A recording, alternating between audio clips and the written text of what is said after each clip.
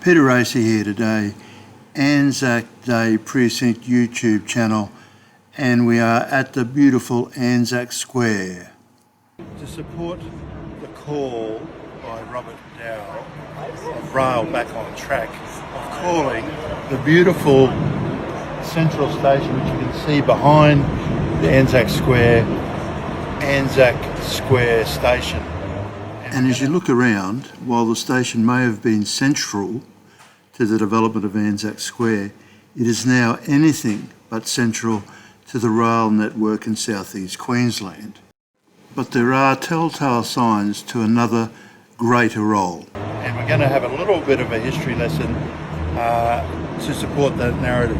But it's also incredibly important because in the year 2024 is the anniversary of the unveiling of the Cross of Sacrifice and the Stone of Remembrance in the Toowong Cemetery, and that is a pivotal point in time that allowed Anzac Square to be developed and built some 6 years after that anniversary. In dealing with the narrative of Anzac Square, you have to have a look at the component parts around it, including the statue that we just focused on of Major General Honourable Sir William Glasgow, as that was the last statue that Daphne Mayo made before she passed away. And we are currently looking at the GPO, which, believe it or not, prior to 1963, I think, was due for demolition. But when the Queen visited, it was refurbished. The square opposite, Post Office Square, is a recent development in the overall history. And in actual fact, the whole narrative of Anzac Square is one of conceptualisation in 1916. And the argument was, should it be the whole city block? Should it be as you see? Should it be, in actual fact, at Anzac Park out at Toowong? And so there was a real fervour and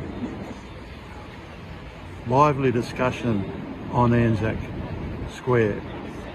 And so therefore, I think the whole point of renaming Central Station should be seen in the light of ongoing development, just like the ongoing development of Anzac Square itself. So continuing on talking about the work of Daphne Mayo, this is one of her most significant works, the Woman's Memorial, as part of the Anzac Square development, and was really the second component that was unveiled in the long development of Anzac Square. Oriented to Anzac Square, we're actually walking under the roadway. And in a second we're going to have a walk through the various galleries that make up part of Anzac Square. And really the history is quite compelling when you read the walls